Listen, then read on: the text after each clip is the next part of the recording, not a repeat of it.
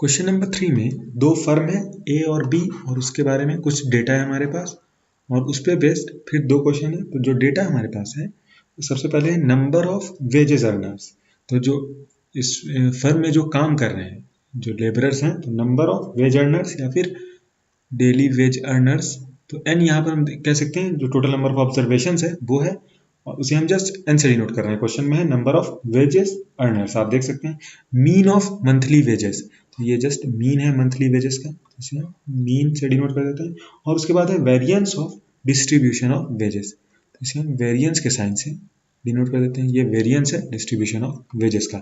और ए के लिए ये फर्म ए के लिए ये क्वांटिटीज हैं respectively number of wages earners 586, mean है ₹5253 और वेरिएंस है डिस्ट्रीब्यूशन का 100। बी के लिए ये क्वांटिटीज हैं रिस्पेक्टिवली 648, मीन है अगेन सेम है 5253, तो मीन दोनों का सेम है और वेरिएंस है डिस्ट्रीब्यूशन का 1:1। और अब फर्स्ट पार्ट में हमें बताना है which firm pays out larger amount as monthly wages. तो कौन फर्म अपने वेज अर्नर्स जितने भी उनमें ज़्यादा वेज पे आउट करती है। तो हम जस्ट हमें पता है नंबर ऑफ वेज अर्नर्स कितना है और मीन ऑफ मंथली वेजेस कितना है। तो जस्ट हम अगर हम दोनों को मल्टीप्लाई कर देंगे, जैसे ए के लिए ए मंथली कितना पे आउट करता है तो मंथली मीन हम जानते हैं 5253 है और नंबर 586 है टोटल का। तो इस 586 टोटल नंबर का मीन 5253 था। तो मीन को अगर हम मीन एक तरह का जस्ट सेंट्रल टेंडेंसी की एवरेज है, एवरेज डिस्ट्रीब्यूशन, तो उसको अगर हम टोटल नंबर से मल्टीप्लाई कर दें तो हमें मिल जाएगा कि वो मंथली कितना अमाउंट पे करती है फर्म ए। तो फर्म ए का हो जाएगा 586 इंटू 5253, यानी अगर आप मल्टीप्लाई करें तो देख सकते हैं ये हो जाएगा 3078258 के बराबर। और इसी तरह हम बी के लिए कैलकुलेट कर सकते हैं। तो बी का भी मीन सेम है लेकिन जो नंबर ऑफ वेजेस अर्नर्स है वो ज़्यादा है। तो क्लियरली हम देख सकते हैं कि 5253 इंटू 648 ये बड़ा हो जाएगा ए के अमाउंट से, या फिर हम इसे कैलकुलेट कर ही लेते हैं। तो ये हो जाएगा 3403944। तो हम देख सकते हैं ये अमाउंट जो ए पे कर रही है उस अमाउंट से बड़ा है, तो B pays out larger money. तो फर्स्ट पार्ट का आंसर बी हो जाएगा। और सेकंड पार्ट में है विच फर्म ए और बी शोज ग्रेटर वेरिएबिलिटी इन इंडिविजुअल वेजेस। यहाँ पर ग्रेटर वेरिएबिलिटी की बात हो रही है। तो जब भी वेरिएबिलिटी हम जानते हैं हम just coefficient of variation compare करते हैं, हम वेरिएंस या फिर मीन कंपेयर नहीं करते हैं। तो हम कोएफिशिएंट ऑफ वेरिएशन सबसे पहले हम ए के लिए तो हम जस्ट यहाँ पर सबस्क्रिप्ट ए लिख देते हैं। तो कोएफिशिएंट ऑफ वेरिएशन ए का कैलकुलेट कर सकते हैं। ए का standard deviation sigma A divided by A का मीन, तो मीन दोनों का सेम है, हम जस्ट एक्स से डिनोट कर देते हैं, इनटू 100। दोनों का कोएफिशिएंट ऑफ वेरिएशन हम कैलकुलेट करेंगे, जिसका कोएफिशिएंट ऑफ वेरिएशन ज़्यादा होगा उसका ग्रेटर वेरिएबिलिटी वही शो करेगी, वही फर्म शो करेगा। तो सिग्मा ए हम देख सकते हैं सिग्मा ए का स्क्वायर 100 है, तो सिग्मा हम देख सकते हैं क्लियरली 10 के बराबर है क्योंकि 10 का स्क्वायर 100 होता है। सिग्मा ए 10 है, root of 100 divided by mean 5253 है इंटू 100 फॉर्मूला में। तो हम देख सकते हैं ये 1000/5253 के बराबर है। अभी हम जस्ट इसे रहने देते हैं, डिसिमल में कन्वर्ट नहीं करते हैं। इसी तरह कंपेयर कर लेंगे कोएफिशिएंट ऑफ वेरिएशन बी का सिग्मा बी यानी ये जो वेरिएंस है इसका रूट, तो वेरिएंस 1 to 1 है, तो रूट ऑफ 1 to 1 हम जानते हैं 11 के बराबर हो जाता है। तो 11 इंटू 1000 और मीन सेम है तो मीन 5253, सॉरी इंटू 100, यहाँ पर 1000 नहीं होगा, ये एक जीरो कम होगा, तो ये बराबर हो जाएगा 1100 डिवाइडेड बाय 5253 के। और हम क्लियरली देख सकते हैं कि कोएफिशिएंट ऑफ वेरिएशन बी का ज़्यादा है ऐसे, क्योंकि जो 5 डिनोमिनेटर दोनों का सेम है और न्यूमरेटर बी का 1100 है उसका 1000 है, तो हम बी ग्रेटर वेरिएबिलिटी शो करेंगे। बी शोज लिख सकते हैं B shows greater variability, B shows greater variability।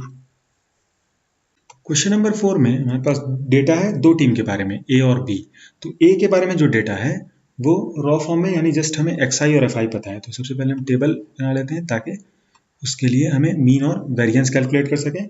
तो एक्स आई ये है नंबर ऑफ गोल्स स्कोर्ड, यहाँ पे जो एक्स आई है ये नंबर ऑफ गोल्स स्कोर्ड है, और ये जो अलग अलग वैल्यू ले रहा है यह जीरो, किसी मैच में 0 गोल स्कोर हुआ, किसी में 1 गोल स्कोर हुआ, किसी में 2, किसी में 3 और किसी में 4, तो 0 से लेके 4 गोल तक स्कोर हो रहा है। ये डेटा है about record of goals scored by 2 teams in A football session, और इसकी फ्रीक्वेंसीज यानी 0 गोल स्कोर हुआ टोटल एक मैच में, 1 गोल स्कोर किया ये टीम ए का है, तो टीम ए ने 0 गोल स्कोर किया, यहाँ पे हम जस्ट ये बना देते हैं ताकि, और दोनों टीम के बारे में अलग अलग डेटा है हमारे पास, और उसके बाद हमें कंपेयर करना है दोनों की वेरिएबिलिटी, बताना है कि कौन मोर कंसिस्टेंट है। तो सबसे पहले हम इस फ्रेज पर ध्यान देते हैं, ये जो फ्रेज हमारे पास है, पहले हम यहाँ पर डेटा लिख लेते हैं। तो एक गोल टीम ए ने स्कोर किया है 9 मैच में, टोटल 9 मैच में, 2 गोल स्कोर किया है 7 मैचेस में, 3 गोल स्कोर किया है टोटल 5 मैचेस में, और 4 गोल स्कोर किया है 3 मैचेस में। तो जो टोटल नंबर ऑफ मैचेस है वो हमारा टोटल नंबर ऑफ ऑब्जर्वेशन है, तो हम यानी समेशन एफ आई या नंबर ऑफ ऑब्जर्वेशन का सम 9 1 10 25 के बराबर हो जाएगा। सम करके देख सकते हैं कि समेशन एफ आई 25 के बराबर आ रहा है। और अब एक्स आई एफ आई से हम X I square F I X I और F I X I square calculate करेंगे ताकि हम मीन और वेरिएंस कैलकुलेट कर सकें। तो एक्स आई एफ आई है तो हम एक्स आई स्क्वायर कैलकुलेट कर लेंगे, F I into x I calculate कर लेंगे, जो हम कैलकुलेट करते थे। यहाँ तक इस तरह के डेटा का हमने मीन और वेरिएंस पिछले एक्सरसाइज में निकाला है, तो इससे हम कंफर्टेबल हैं, इसमें कोई दिक्कत नहीं होनी चाहिए। हम just x I square calculate करते हैं, F I X I calculate करते हैं, F I into x I square calculate करते हैं, और उसके बाद जो फॉर्मूला है उसमें वैल्यू पुट कर देते हैं। तो ये हम कैलकुलेट कर सकते हैं। और बी के बारे में जो डेटा है उसमें खास बात है कि वो रॉ फॉर्म में नहीं, यानी जस्ट हमें उसके बाद टेबल बना के मीन और वेरिएंस नहीं कैलकुलेट करना है, हमें क्लियरली बी का मीन और वेरिएंस ही पता है। तो अब हमें इस बी में कोई भी फर्दर कैलकुलेशन की जरूरत नहीं है। मीन हमें पता है, मीन है 2 गोल्स स्कोर्ड पर match with a standard deviation 1.25 goals, standard deviation है 1.25। और हमें यह बताना है कि किस टीम के परफॉर्मेंस को हम मोर कंसिस्टेंट, तो मोर कंसिस्टेंट का मतलब है मोर स्टेबल, और मोर स्टेबल मतलब लेस वेरिएबल। तो जो लेस वेरिएबिलिटी शो करे, जिसका कोएफिशिएंट ऑफ वेरिएशन लो हो, वो मोर कंसिस्टेंट टीम होगी। तो अब हम कोएफिशिएंट ऑफ लेस वेरिएबल, तो हम कोएफिशिएंट ऑफ वेरिएशन कैलकुलेट करना जानते हैं, सिग्मा बाई एक्स इंटू 100, और सिग्मा यानी स्टैंडर्ड डेविएशन और मीन हमें पता है बी का, तो अभी हम पहले बी का कैलकुलेट कर लेते हैं। तो just sigma by mean into 100 हो जाएगा। देख सकते हैं एक 1.25 है और मीन 2 है, तो 1.25 बाई 2 इंटू 100, देख सकते हैं ये बराबर हो जाएगा 125 बाई 2, यानी कोएफिशिएंट ऑफ वेरिएशन बी का 62.5 के बराबर है। अब हम ए के लिए सिमिलर कैलकुलेशंस, पहले ए के लिए हम मीन और वेरिएंस कैलकुलेट करेंगे और उसके बाद कोएफिशिएंट ऑफ वेरिएशन कैलकुलेट कर लेंगे। तो एक्स आई स्क्वायर हम देख सकते हैं 0 का स्क्वायर 0, 1 का 1, 2 का स्क्वायर 4, 3 का स्क्वायर 9 और 4 का स्क्वायर 16 के बराबर हो जाएगा। अब एफ आई इंटू एक्स आई यानी 1 इंटू 0 0, 9 इंटू 1 9, 7 इंटू 2 14, 5 इंटू 3 15 और 3 इंटू 4 12। अब हम F I X I square calculate कर सकते हैं। एक्स आई स्क्वायर है, एफ आई है, तो F I into x I square 1 into 0 0, 9 into 1 9, 7 into 4 28, 5 into 9 45 और 3 इंटू 16 48। अब हम इस डेटा की मदद से मीन और वेरिएंस कैलकुलेट कर सकते हैं, लेकिन उससे पहले हम जस्ट इन दोनों का सम ले लेते हैं, क्योंकि हम जानते हैं मीन और स्टैंडर्ड डेविएशन दोनों ही कैलकुलेट करने के लिए हमें summation F I X I और summation F I X I square की जरूरत होगी। तो अगर हम इसे सम कर दें तो हम देख सकते हैं 49 23 और 12 35 और 15, यानी ये 50 के बराबर है, हम देख सकते हैं। और उसी तरह अगर इसे सम करें तो 28 9 37 और 45 और 48, तो हम देख सकते हैं ये 130 के बराबर है। तो अब अगर हमें मीन कैलकुलेट करना है तो सबसे पहले अब हम ए के लिए कैलकुलेट कर रहे हैं। बी के लिए कैलकुलेटेड डेटा हमारे पास था, उससे हमने कोएफिशिएंट ऑफ वेरिएशन 62.5 कैलकुलेट किया है। अब ए के लिए अगर हम मीन कैलकुलेट करें तो हम जानते हैं mean summation F I X I by summation F I के बराबर होता है। तो हम जस्ट अब फॉर्मूला नहीं लिखेंगे, इससे हम काफ़ी कंफर्टेबल होंगे, तो जस्ट वैल्यू पुट करेंगे 50/25। अब हम देख सकते हैं कि इसका मीन भी 2 है, एग्जैक्टली बी के बराबर है। तो कोएफिशिएंट ऑफ वेरिएशन इसका लो और हाई इस बात पे डिपेंड करेगा कि इसका जो स्टैंडर्ड डेविएशन है वो ए से लो है या हाई। तो अब स्टैंडर्ड डेविएशन कैलकुलेट करते हैं। स्टैंडर्ड डेविएशन हम जानते हैं वेरिएंस का रूट होता है, यानी रूट ले लेंगे पूरे टर्म का। वेरिएंस हम जानते थे कैसे निकालते थे, summation of F I X I square just value put कर रहे हैं 130। आप फॉर्मूला, अगर फॉर्मूला में कोई दिक्कत है तो आप पिछले एक्सरसाइज पर रिफर कर सकते हैं। 130 डिवाइड करते थे समेशन एफ आई से, 25 है, माइनस करते थे मीन का स्क्वायर, तो मीन 2 है तो मीन का स्क्वायर 4। तो अब हम देख सकते हैं ये बराबर हो जाएगा 130, ये 100/25 है तो ये √30/25 के बराबर हो जाएगा। अगर हम इसे √30/25 को हम 130 माइनस 25 इंटू 4, 130 माइनस 100, 30/25, या फिर √6/5 लिख सकते हैं। और हम कैलकुलेट कर सकते हैं कि √6/5 ये बराबर हो जाएगा 1.096 के। अब हम देख सकते हैं कि दोनों का मीन सेम है, ये 100 सेम है, और कोएफिशिएंट ऑफ वेरिएशन ए का लो है, 1.096 है, इसका 1.25 है, तो ए मोर कंसिस्टेंट होगा। लेकिन हम कोएफिशिएंट ऑफ वेरिएशन भी कैलकुलेट कर ही लेते हैं। Sigma 1.096 divided by mean 2 into 100 हो जाएगा, और हम कैलकुलेट कर सकते हैं कि ये 54.8 के बराबर हो जाएगा। तो लेस वेरिएबल है 54.8, 62.5 से छोटा है ए, इसलिए ए मोर कंसिस्टेंट हो जाएगा। A is more consistent.